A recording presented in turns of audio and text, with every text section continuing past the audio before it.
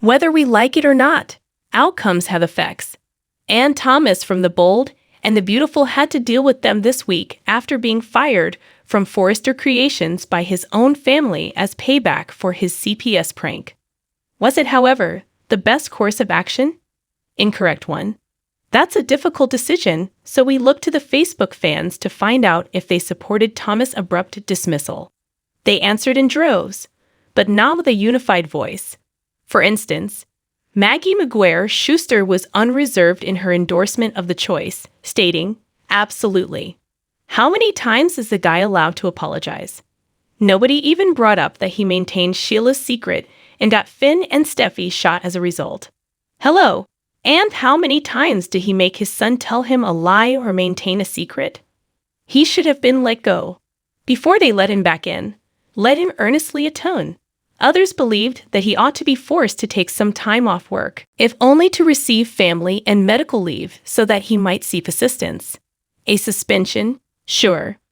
Betty Ann Kazmerchuk-Komplin wrote, "Until a true professional, not his mommy, declares him to be mentally healthy, that character is absolutely messed up."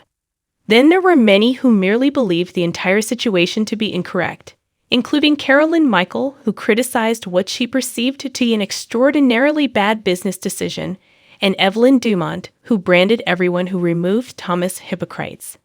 Of course not, she wrote. They are punishing him through the business. All Hope did was contribute her name, and he immediately created the most lucrative line for them, making them millions. It baffles me that not even Carter considered that. But Matthew Atkinson had more than a few ideas about what had been happening to Thomas and what he believed ought to happen. He recently said on a Bold live show that he believes Thomas should go out on his own and fight the Forresters and his family.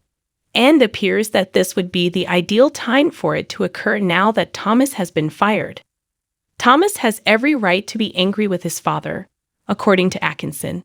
In essence, Ridge ran up to Taylor and declared that he needed her back and that it wasn't about Brooke, it was about me. Then, surprise, surprise, it turned out Ridge had been lying through his teeth about Thomas' CPS call.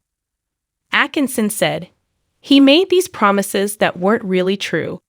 And there he is again harming Thomas' mother. Therefore, I see no reason why Thomas shouldn't take a break, launch his own fashion business, or engage in activities that are more in opposition to Forrester Creations and his family so that he can battle them. And without a doubt, now is the time for Thomas to go it alone and fight, especially given that he is now out of options after being fired from his family's business. After the events of the previous week, Atkinson's speculation that Thomas and Hope might launch their own business now seems very improbable. Despite popular belief, Atkinson has no desire to get retribution for what happened to Thomas. Instead, he seeks the atonement. He said, "You can have them argue and hash out all of the things that are wrong with everything that everyone done in the past. That's why I started my own company and took on my family and Forrester Creations. And it's not just, everyone is a saint and Thomas is a piece of junk because he did something foolish. No, the other people aren't all saints. And in my opinion, doing so can lead to a morally uplifting plot." He concluded by saying that there is always a road to salvation. However, Thomas' situation seems to be through a darker path, and that will undoubtedly further polarize fans.